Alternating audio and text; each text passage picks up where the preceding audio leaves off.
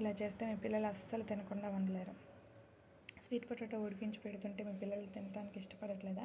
అయితే ఇలా ఒకసారి సగ్గుబియ్యం, బెల్లం, స్వీట్ పొటాటోతో చేసి పెట్టండి, పాయసం చేసి పెట్టండి, చాలా ఇష్టంగా తింటారు. ఇది హెల్త్కి హెల్తీ, టేస్టీ కూడా ఉంటుంది. ఎలా చేయాలో చూసేద్దాం రండి. స్వీట్ పొటాటోని తురిమేసుకొని ఉంచేసుకున్నాను. ఒక పాన్లో నెయ్యి వేసి స్వీట్ పొటాటోని కలర్ చేంజ్ అయ్యేంత వరకు బాగా ఫ్రై చేసుకున్నాక దాంట్లో బాగా కాచి చల్లార్చుకున్న పాలను వేసేసుకున్నాను. నేనైతే వేసేసుకొని బాగా కలిపినాక సగ్గుబియ్యాన్ని ముందుగా వాటర్లోనే నానబెట్టేసుకొని ఉంచేసుకున్నాను. ఆ సగ్గుబియ్యాన్ని కూడా అందులో వేసేసి కాసేపు అలా ఉడికించేసుకున్నాక సగ్గుబియ్యం మెత్తపడినాక అందులో నేను బెల్లం ఆల్రెడీగా పాకం పెట్టేసుకొని ఉంచుకున్నాను, వాటర్లో వేసి వడపెట్టేసుకున్నాను. ఆ పాకాన్ని కూడా అందులో వేసేసాను.